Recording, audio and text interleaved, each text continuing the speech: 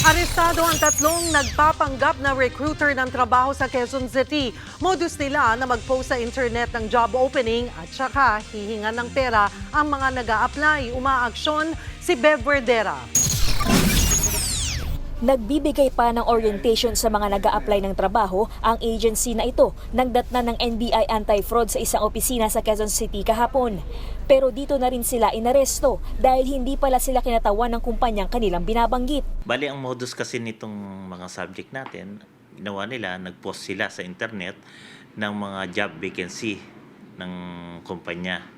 Tapos ang pinakita nila na itong kumpanya na nagreklamo sa atin, nangangailangan ng mga trabahador.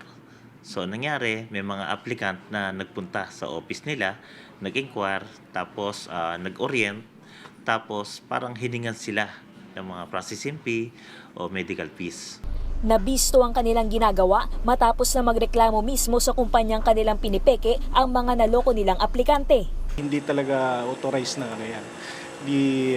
Our client, Cebuana Lawyer, did not engage in or authorize Jora.com to post any job applications. Kawawa naman yung mga applicants talaga.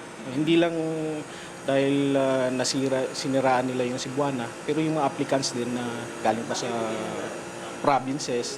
Tumanggi namang magbigay ng pahayag ang mga sospek. No comment ako. Sa lawyer na lang namin sasagot. Payo ng NBI sa mga naghahanap ng trabaho, maging mapanuri sa mga nakikitang job listing sa internet. Kung maaari, direkta ng manghingi ng impormasyon sa kumpanyang a-applyan.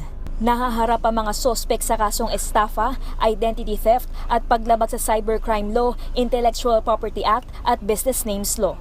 Umaaksyon, Bev Verdera, News 5.